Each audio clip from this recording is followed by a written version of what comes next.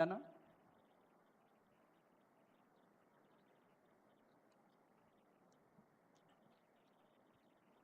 అధ్యక్షులు తెలంగాణ రాష్ట్ర పద్మశాలి సంఘం అధ్యక్షులు మురళి గారు, అదేవిధంగా మన ప్రియతమ నాయకులు మన తెలంగాణ ముఖ్యమంత్రి రేవంత్ అన్న గారు, అఖిల భారత పద్మశాలి సంఘం అధ్యక్షులు కందగట్ల స్వామి గారు, శ్రీధర్ గారు, గడ్డం జగన్నాథం గారు, అలాగే ప్రిన్సిపల్ సెక్రటరీ మధ్యప్రదేశ్ నరహరి గారు, మాజీ మంత్రివర్యులు హనుమంతరావు గారు, వరంగల్ మేయర్ గుండు సుధారాణి గారు, అఖిల భారత పద్మశాలి అధ్యక్షురాలు వనం దుష్యంతల గారు, గుంటుక రూప గారు, అదేవిధంగా మంత్రివర్యులు తుమ్మల నాగేశ్వరరావు గారు, ఇక్కడికి ఇచ్చేసిన పద్మశాలి కుల బాంధవులకు, మీడియా మిత్రులకు అందరికీ కూడా నా హృదయపూర్వక నమస్కారాలు తెలియజేస్తున్నాం. ముఖ్యమంత్రి గారు ఢిల్లీ పోయాడుండి ఇవాళ, కానీ పద్మశాలీలు మహాసభ పెట్టుకున్నారు, వాళ్ళని కలిసిపోవాలి, వాళ్ళు నాకు అత్యంత ప్రాణం అని చెప్పేసి ఢిల్లీ పర్యటనను కూడా రద్దు చేసుకొని ఇవాళ మన సభకు రావడం జరిగింది. అంతకుముందు సభలో చెప్పిన Indian institute of handloom technology అప్పుడు ప్రారంభ సభలో నేను చెప్పినట్టు, అన్న మా పద్మశాలీలకు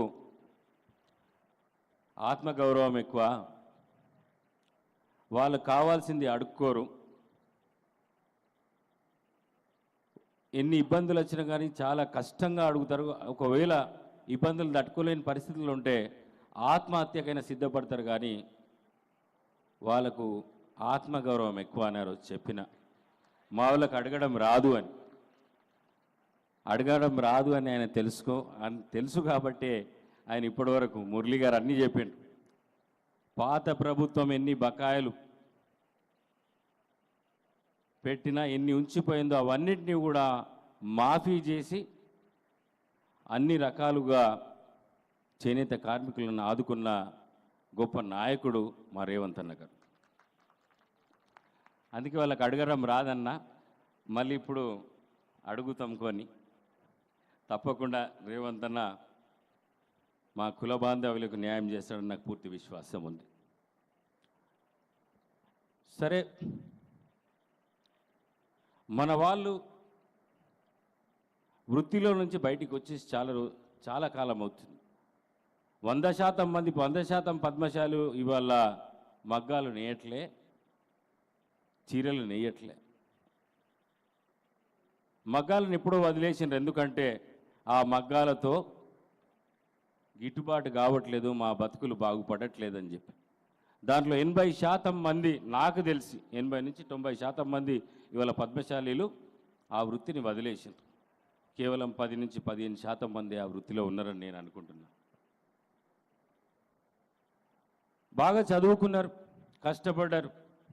ఇవాళ చాలామంది ఐఏఎస్ ఆఫీసర్లు అయినారు. ఇక్కడ మన ముందటనే నరహరి గారు ఉన్నారు, శ్రీధర్ గారు ఉన్నారు, మా ప్రిన్సిపల్ సెక్రటరీ. అట్లా చాలా అనేక మంది ఐఏఎస్, ఐపీఎస్, సాఫ్ట్వేర్ ఇంజనీర్లు వ్యాపారం చేసుకోవడమా, కానీ మన వాళ్ళు రాజకీయాలకు మాత్రం రాలేదు, అది వేరే విషయం. కానీ మన వాళ్ళకి ఈ అవకాశాలు దొరికినాయంటే రిజర్వేషన్ల వల్లనే. ఆ రిజర్వేషన్లు లేకపోయి ఉంటే మనకు అవకాశాలు దొరకపోయాయి. ఓబీసీ రిజర్వేషన్లు 27% దేశవ్యాప్తంగా మనకు వచ్చింది ఎప్పుడంటే 1992లో. మరి మనకు అన్యాయం జరుగుతున్నది, మనకు న్యాయం జరగాల, ఓబీసీలకు ముఖ్యంగా న్యాయం జరగాలని చెప్పి రాహుల్ గాంధీ గారు పోరాటం మొదలుపెట్టిండు.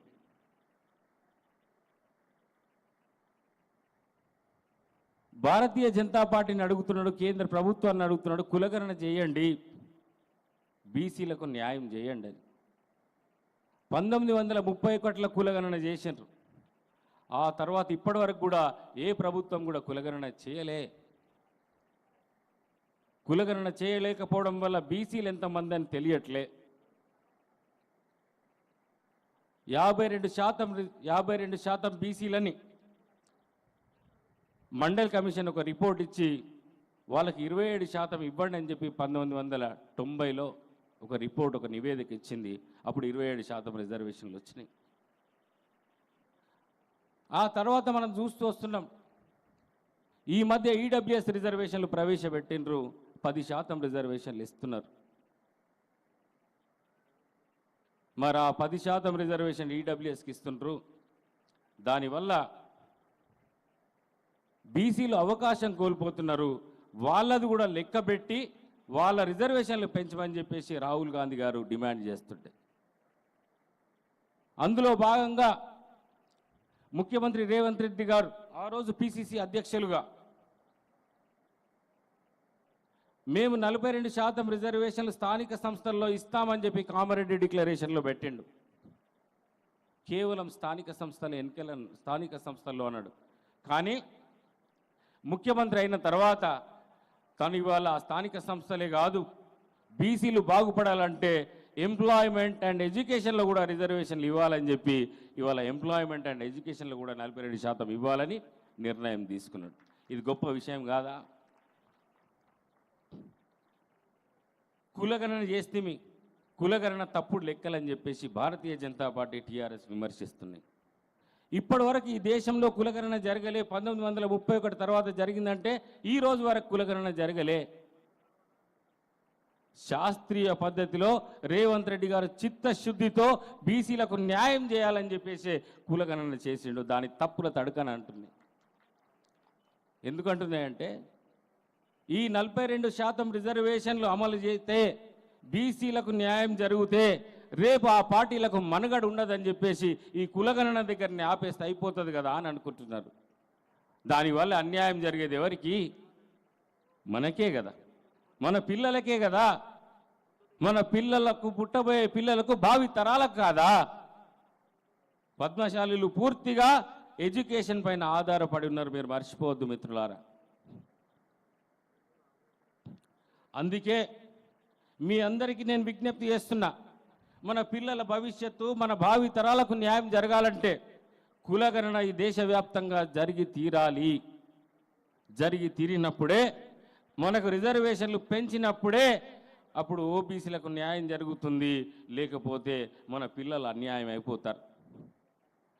అందుకే మీ అందరికీ వేదిక నుంచి మీ అందరికీ విజ్ఞప్తి చేస్తున్నా, మా ప్రభుత్వం, ఈ రేవంత్ రెడ్డి గారి ప్రభుత్వం చేపట్టిన కులగణనకు మీరందరూ ఆమోదం తెలపాలని, రేపు రాబోయే అసెంబ్లీలో ఈ కులగణనకు బీసీలకు 42% రిజర్వేషన్లు కల్పించి అక్కడ చట్టం చేయబోతుంది మా ప్రభుత్వం. ఆ తర్వాత ఉన్నది ఇది తీసుకుపోయి 9వ షెడ్యూల్లో పెట్టమని మా ముఖ్యమంత్రి గారు, మా క్యాబినెట్ అంతా వెళ్తాయని చెప్పి తను చెప్పిండు. ఏ విధంగా అయితే తమిళనాడులో 50% రిజర్వేషన్ క్యాప్ తొలగించి ఆ రోజు జయలలిత గారు బీసీలకు 50% రిజర్వేషన్లు ఇచ్చింది. అక్కడ 30% బీసీలకు, 20% ఎంబీసీలకు, అక్కడ 69% రిజర్వేషన్లు ఇంప్లిమెంట్ అవుతున్నాయి. ఆ రోజు జయలలిత గారు ఏ విధంగా అయితే కేంద్ర ప్రభుత్వాన్ని ఒప్పించి ఆ రోజు 69% రిజర్వేషన్లు ఇచ్చిందో, ఆ 9వ షెడ్యూల్లో పెట్టించిందో, అదేవిధంగా ఇవాళ మన ముఖ్యమంత్రి రేవంత్ పోతున్నాడు 9వ షెడ్యూల్లో పెడతావా లేదా అని చెప్పి అడగబోతున్నాడు. నీ కర్మ.